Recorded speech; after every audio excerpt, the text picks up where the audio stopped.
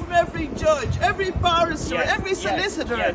bowing down before scandal, abuse of a scandal, young man. yes. And they know well it's wrong. And it's wrong. wrong. And we will continue to fight and stand Yes, up we for will. the truth, but not be silenced by being put into Dóchas Prison, which is overcrowded. Yes. Prisoners on the floor sleeping, and Judge Brian Cregan sends us in there for 2 weeks. Yes. They could do without that. They're on the floor already.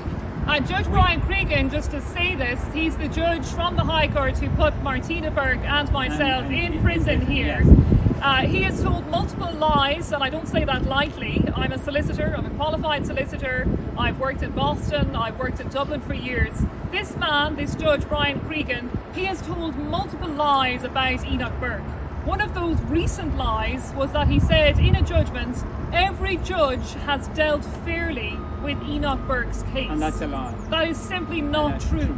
We've had the reference already to judges relying on acts that are not relevant.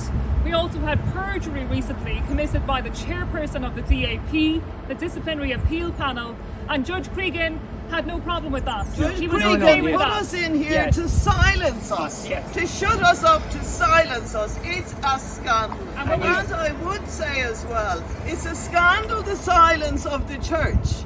How he's been lied about, how he's been abused, how he's been locked in a prison cell day after day for 650 days. That's okay. Okay to abuse Enoch Burke. It's okay to tell lies in court and perjury. That's okay.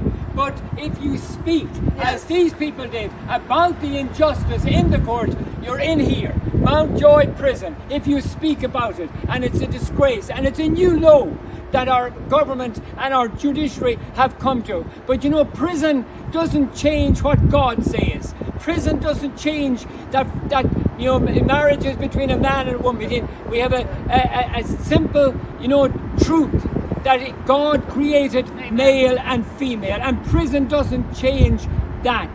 And you know, prison doesn't change that we have a constitutional right that has been denied our son for the last 3.5 years. And our government has come to an all-time low, as you see these people walking out of this place today.